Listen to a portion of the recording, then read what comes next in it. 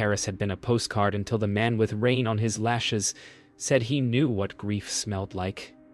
And that tonight it smelled like wet books and metal rails. I was framing puddles in the marais, the kind that hold upside-down cathedrals, when he caught my camera before it kissed the cobblestone. Luc Moreau, gallery owner, polite to the bone, a smile that landed softly, a tremor in the voice that said he was learning how to live again. He told me his wife had died 2 years ago, then apologized to the storm for making me listen. I thought the city was offering me a chance encounter. Then his hand returned my lens cap like a promise. He walked me beneath the awning, bought a coffee, asked about my pictures, and looked not at my face, but at what I framed. Love, I have learned, does not arrive like a hymn. It arrives like Paris rain. Sudden, silver, and clever enough to hide the truth. The first lie was measured in small courtesies. He remembered how I took my coffee. He listened to my bad French like it was music. He pressed a spare key into my palm as if the city itself had made space for me. I learned his museum voice, low and certain. The way he wrapped sadness in silk and handed it to donors who wanted to be moved. When he spoke of his wife, he did it with a softness that made me ashamed of my curiosity. The word drowned left his mouth like a vow, and I let it pass without questions because rain had made everything feel sacred. My camera noticed what my heart decided to miss. A locked door. A ledger removed when I entered. A painting that existed only in conversation. I believed him because the alternative was a colder apartment and a city too large for one pair of footsteps. He gave me Paris like a curated exhibit, 5 pieces at a time, and I mistook sequence for sincerity. We walked past bookstalls where the covers curled at the edges like old smiles, crossed bridges where music rose from buskers in fragments, turned into alleys that smelled like butter and wood polish. Luke spoke of artists who died young, patrons who outlived their names, a storm in Brittany that took his wife while he watched, helpless, from the shore. He apologized for telling me, then apologized for apologizing. We laughed and the sound seemed to rise like birds. I kept thinking that love had a temperature, and this was it. Warm coat, warm hands, warm voice. I photographed puddles because mirrors are honest. In one reflection, his face and mine aligned, then split as a stranger passed between us carrying lilies. The gallery opening that followed was all perfume and soft laughter, a chorus of names that hovered instead of landing. I wore a borrowed black dress. He poured champagne as if the sound of bubbles could stitch wounds, and people who mattered told me my work had mood. Luke introduced me as a photographer from Seattle who understood reflections. His hand at my back was careful, never proprietary, which made me trust it more. A donor mentioned a marine series that had been promised, then gone, and Lus' eyes smiled while his mouth answered. I swallowed the question that burned my tongue. A curator spoke Elise's name softly, as if it were a benediction, and I pretended not to shiver. Somewhere behind a closed door, a printer hummed, and I thought of tides working at a shore we could not see. I learned the city by heartbeats, 2 for the crosswalk, 3 for the espresso. A long held 4 when his fingers laced mine as we cut through Place des Vosges after closing. He told me grief had taught him to live as if everything were borrowed, and I decided I could be a careful borrower. That night, we walked to the sign again. The sky low and bruised, the water speaking in small voices. He gave me a signed book from the gallery library, the author's name underlined twice, and said some stories end before they find their ending. I asked what that meant, and his answer was a kiss that tasted like rain and mint. The boat, wake, rocked the light into restless coins. The city felt honest. Only the river knew how often it returned what people tried to keep. Paris began to fit like a glove I had broken in myself. Mornings were croissants that left a constellation of flakes on my camera bag. Afternoons were gallery errands that taught me which framers could keep a secret. Nights were bridges where the river rehearsed lullabies. Luke held the city like a map only he could fold, and I liked the way he let me think I was the one choosing streets. He told stories that landed gently, each with the soft thud of a book closing. We walked past antique shops where mirrors leaned like tired ballerinas, and he pressed his palm to the glass as if greeting old friends. He did not hurry me. He did not crowd me. He moved with the patience of a man who had made peace with silence. My phone filled with pictures of reflections and his hands. I kept telling myself that tenderness was not a disguise. If it was the kind that made you choose to look away. The story of the storm returned like weather. He told it in a room that smelled of varnish and old frames, the kind of place where time chooses a slower gait. Brittany, he said, and the syllables carried salt. The sea rose like a wall, and the sky lost its name, and the boat was a toy that slipped a leash. He spoke of a cry that broke and vanished, of a shoreline that kept its secrets, of a funeral with no body, because water prefers to keep what it takes. He mentioned the painting in an aside so light I almost missed it. A marine piece promised to a museum. Lost the same night. Insurance a mercy that arrived too late to matter. He held my hand as if the telling cost him a little blood. I believed him because grief is a language people learn without wanting to.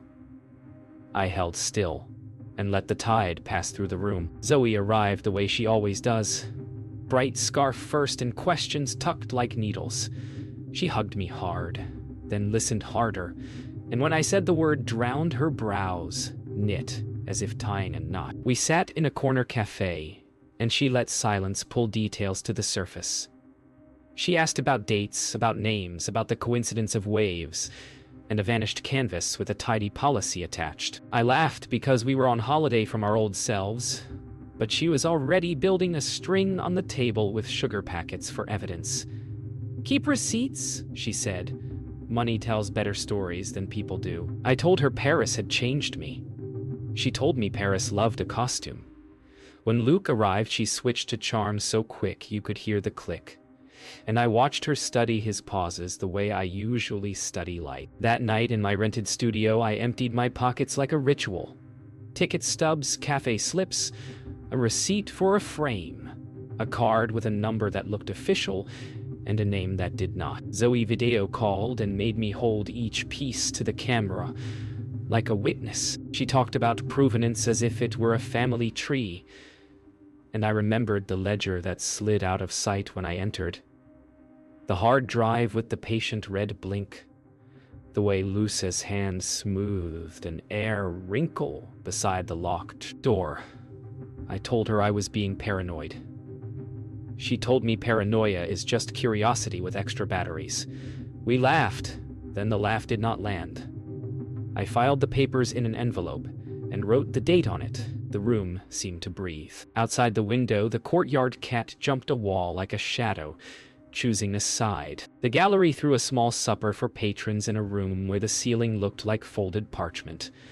Luke moved through the tables with that measured grace, collecting glances the way waiters collect plates. He placed me beside a curator who loved weather in paintings and spoke about storms as metaphors for inheritance. When the marine series came up, the air thinned for a breath. Luke answered with the poise of a man who keeps his balance in high winds.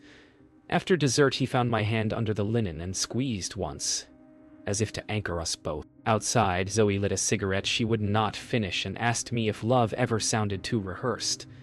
I told her I did not want to win a case. I wanted to win a life. The river was only a few streets away. It sounded like coins again. The photograph happened the way accidents do, with no sound and a certainty that arrives later. I was on the Ile St. Louis, chasing reflections after a brief sunbreak, when a woman stepped into my frame with the careless elegance of someone who belongs to a beautiful city. The pearls were the first betrayal. Then the tilt of her chin, the way light found green eyes and held them. The strawberry bob that looked like a signature rather than a style. I clicked once, twice, a third time for whatever was left of faith, and the river lifted a breeze that sent her scarf touching her mouth as if urging silence. My heart moved in strange arithmetic.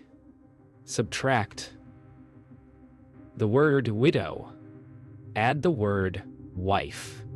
Divide by the truth, and see what cannot be solved. When she turned, the line of her ear showed a small crescent scar, and the postcard life I had been building tore along its fold. I brought the picture to Luke like a sinner bringing proof.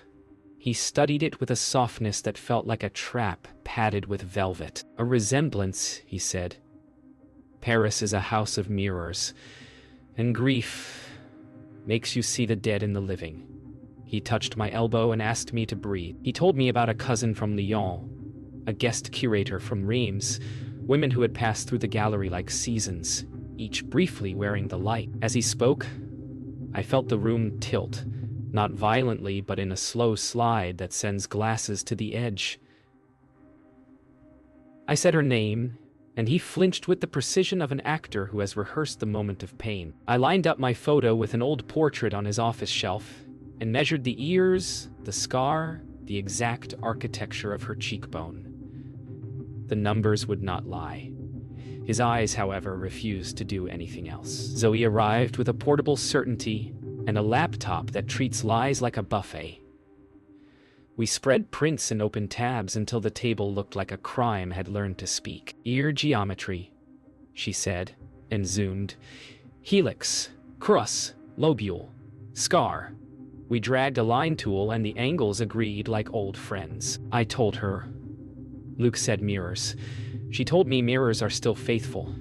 They just show you back to yourself with your mess intact. We checked the florist timestamp against my camera's clock, pulled a municipal record with a death certificate that looked too new to be old. A digital shadow flickered in the corner of the file, a signature that repeated with mechanical politeness. I tried to balance love against data, and found the scale had been modified. Zoe squeezed my hand and said, "We were not the first people to mistake a performance for a promise." Capitaine Benjamin listened like someone who keeps spare rooms for doubt. The precinct smelled of paper, coffee, gone to bark, and a floor cleaner trying to erase history. I laid out the photographs, the dates, the death certificate with its suspicious youth. And she watched my hands more than my face. She asked about motive, about money, about who benefits when a life ends on paper, but continues to shop for flowers. I said an insurance policy, maybe a painting that drowned politely the same night. She did not smile. She said paperwork.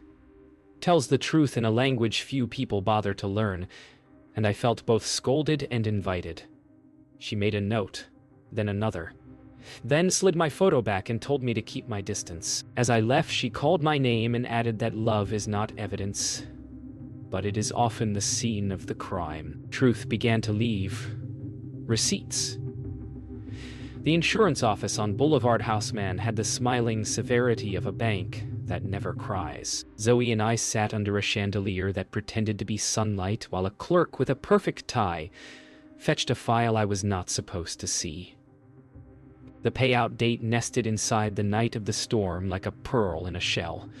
Approved with signatures that repeated as if printed from a tired memory. A missing marine canvas listed as collateral damage, claim number, tidy and generous.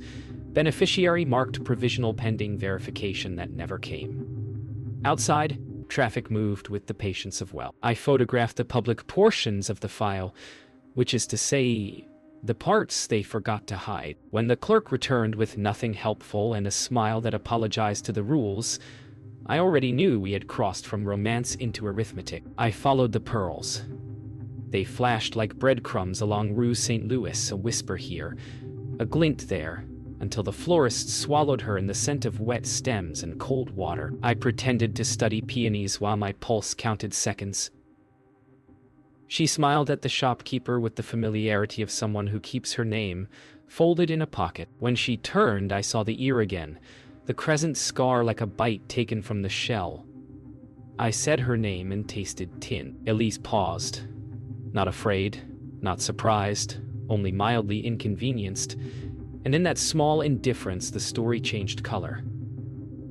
She asked if Luke had sent me, and the lilies tilted in her hand like a verdict. I told her the river remembers. She said the river forgets what it is paid to forget. She brushed past me, perfume of citrus and rain, and the bell over the door rang a bright mercy for a woman the city had already forgiven. She led without acknowledging she was being followed. A lesson in choreography I was slow to admire. Across the bridge, down a street that smelled of stone after rain, into a courtyard where ivy braided the walls like old handwriting. A third-floor door opened with a key she did not hesitate to use. I waited until a neighbor passed with a laundry basket and slipped in on her echo. The flat smelled of turpentine and new money. On a table, provenance sheets nested like saints' cards. Names I knew besides sums I did not. A photograph of Luke lay under a paperweight. His smile pressed flat. Elise did not reach for it. She reached for a drawer and produced a burner phone and a stack of ferry tickets that looked like a chorus line. Staged disappearances were not stories here. They were inventory. When the intercom buzzed, she said his name with the affection of a business partner, Victor.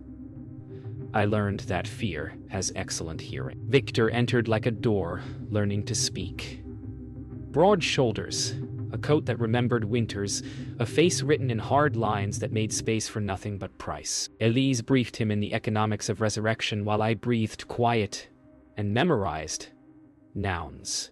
Insurance, percentage, shipment, Pont Alexandra. Luck's name moved between them with the weight of a ledger and the intimacy of a secret. They argued over timing, not conscience, and I felt the last polite hinge give way inside my chest. My thumb found the recorder app with the focus born of panic. 6 minutes of conversation built a bridge from a drowned wife to a living enterprise. When Victor mentioned my photographs as useful cover, I understood how blind I had been to the kind of attention that is not admiration but camouflage.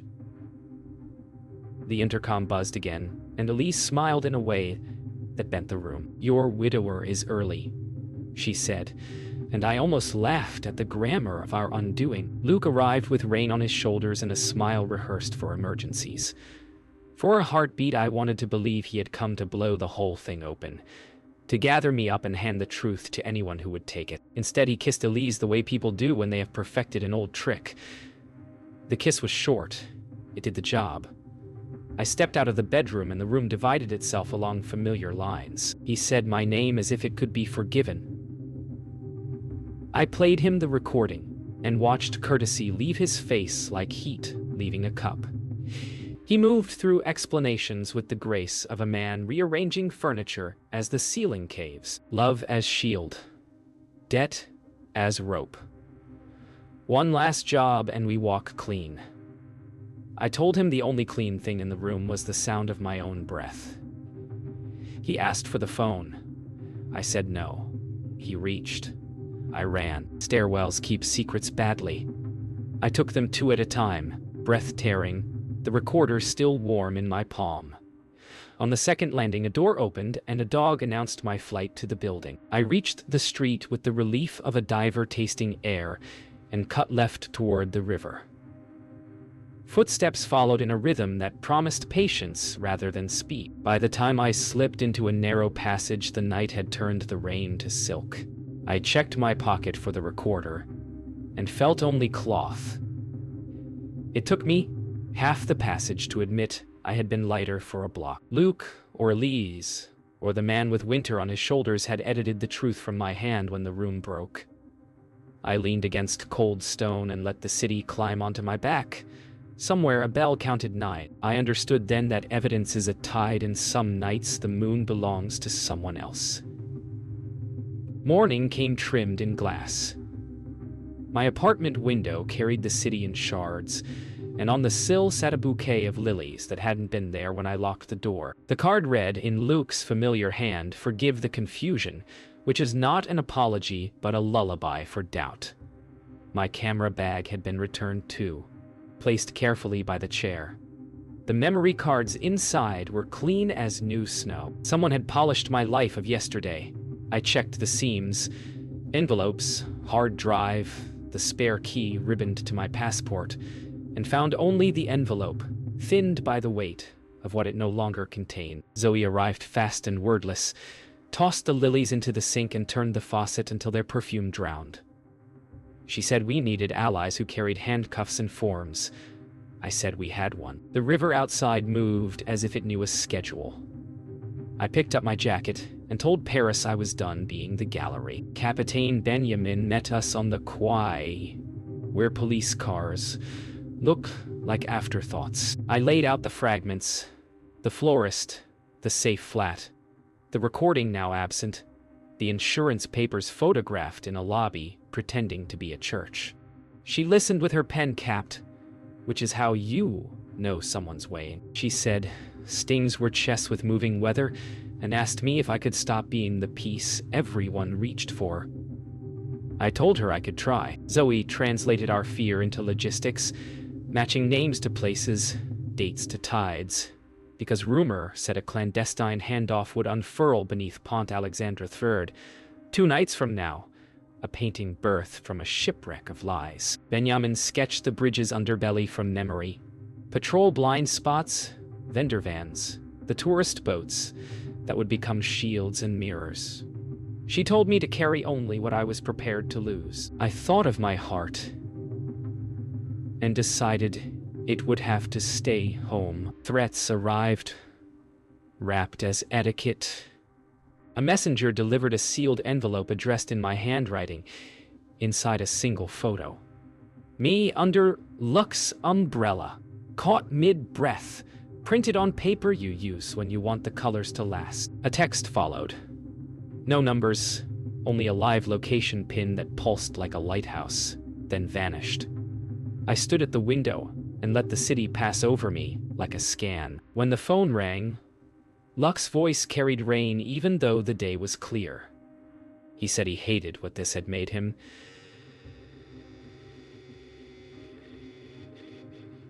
That he had a ticket with both our names on it.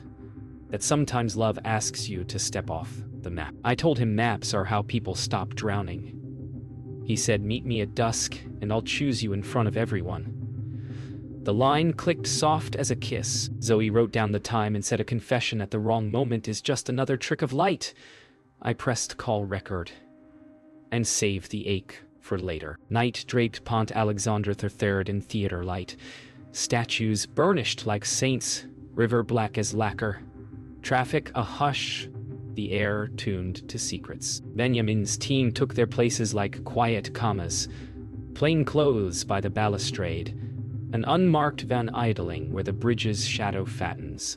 A patrol boat drifting with its lights asleep. I wore the camera that had taught me deceit, empty cards inside, and stationed myself near the sellers who arranged night into opportunity. At the far arch, Victor emerged with a flat crate carried by 2 men with the shoulders of labor and the eyes of investment. Elise followed, unhurried, pearls steady. Luce arrived last, face arranged for absolution. The crate kissed the stone with a careful sound and the city leaned closer. Benjamin's voice in my ear was a low tide. Not yet. The tourist boat's wake lapped, turning the reflections to trembling coins. Somewhere a violinist began to play, as if we needed something pretty to cover the blood. It broke on a whisper. One porter shifted the crate's weight,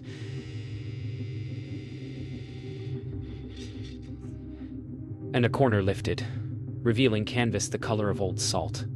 A phone chimed, a stupid human sound, and Victor's head snapped toward it. Benjamin moved first, dark coat, parting, badge a flash of brass.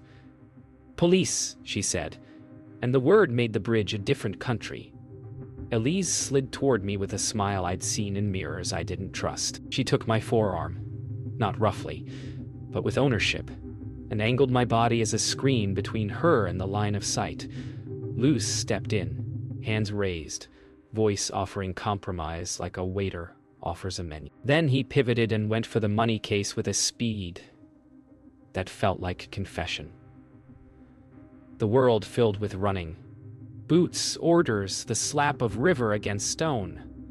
A shot cracked the night. Stone dust sparked from a pillar. In the confusion, Ellie's pearls spilled, scattering like tiny moons. I dropped, palms scraping grit, and ended up eye to eye with a coin of light shaking in a puddle. When I looked up, hands cuffed Elise. Benjamin barked coordinates.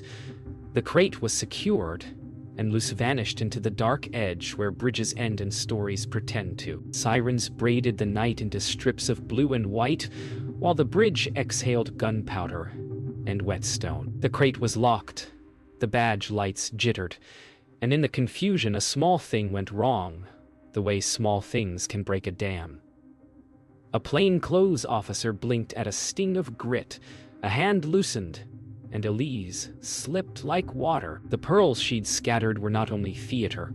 One bead hit a wafer-thin pick, and I watched her wrists whisper themselves free as if shame refused to stay tied. She rose behind me with a calm that made my bones ring and pressed the cool oval of a compact pistol into my ribs.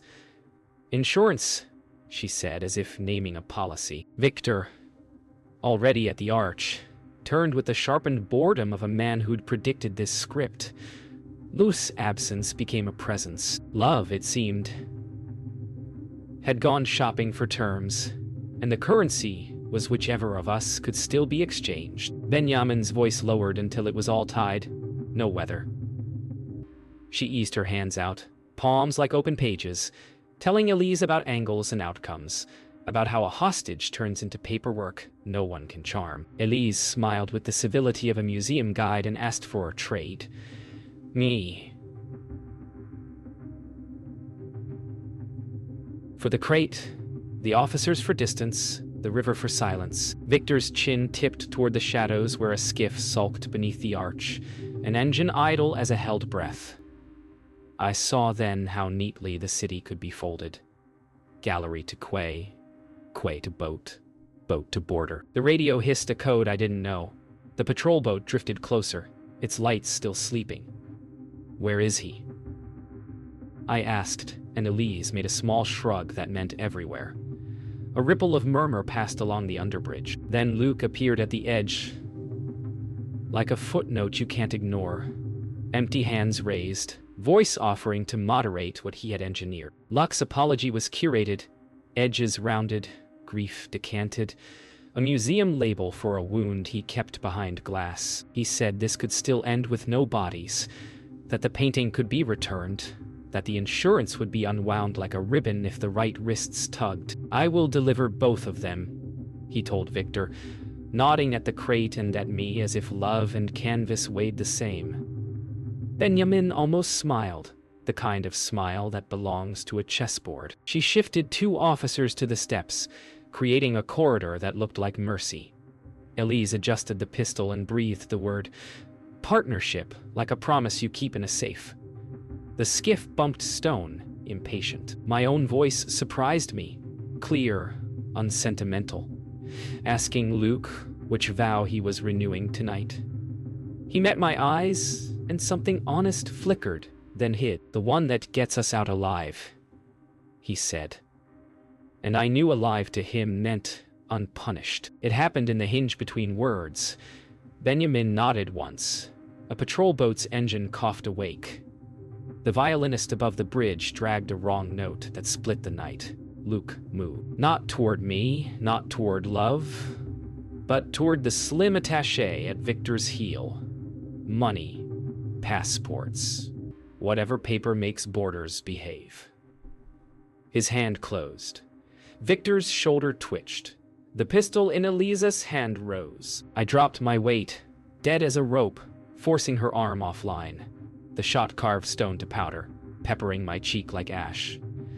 Benjamin's team surged. The crate skidded.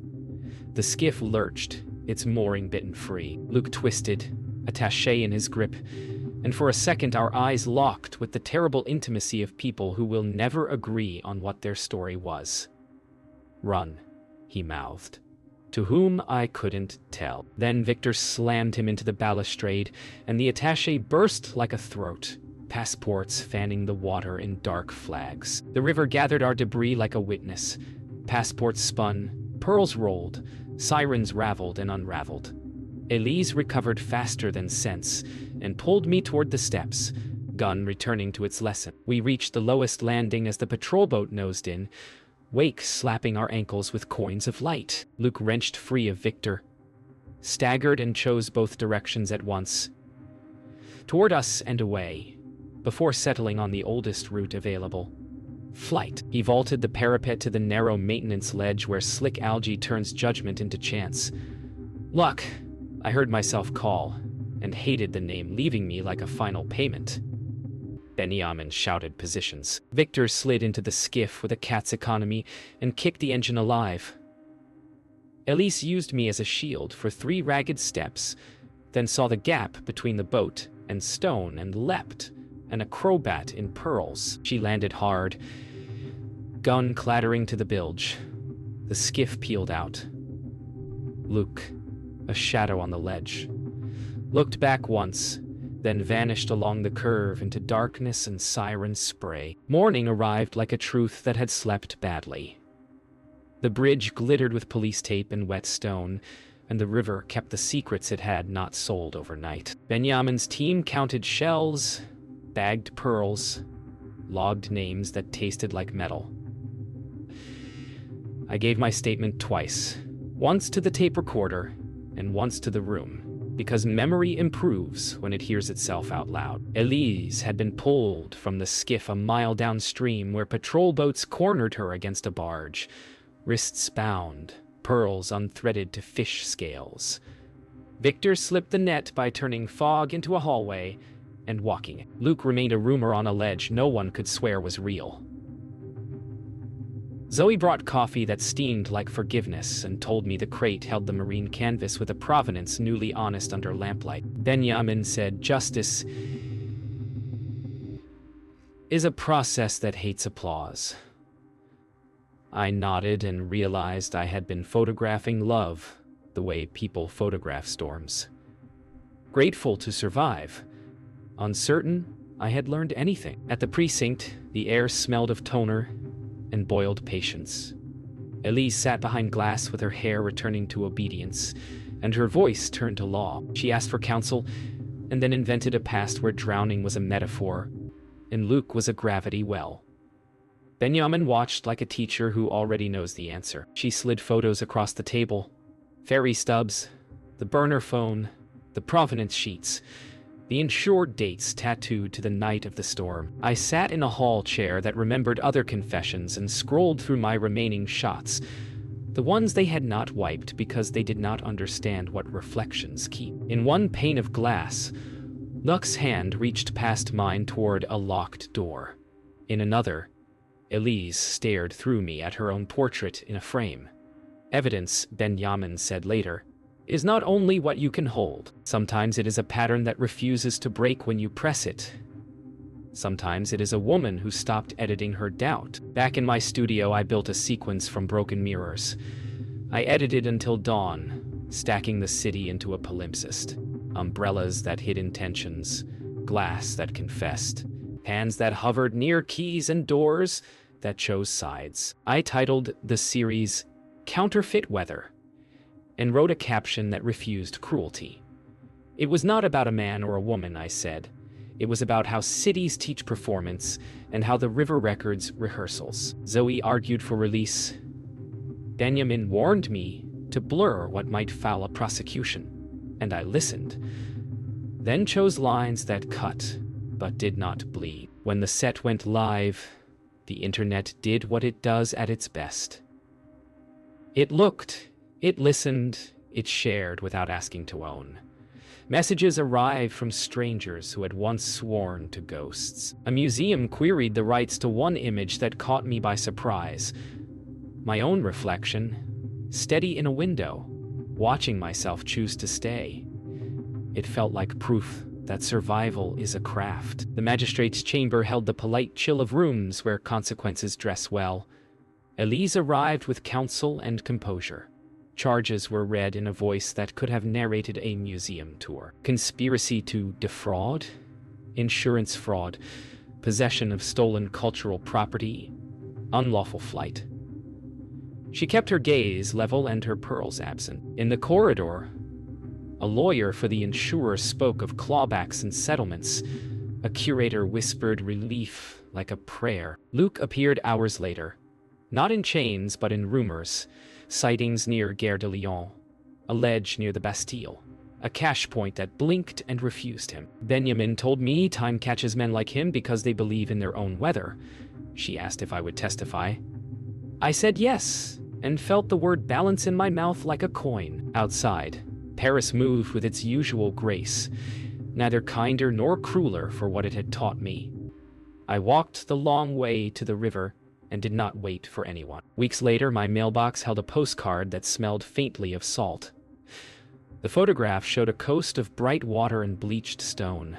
The stamp said Montenegro in ink that wandered. Taped to the card was a single pearl, imperfect, its glow like a quiet dare.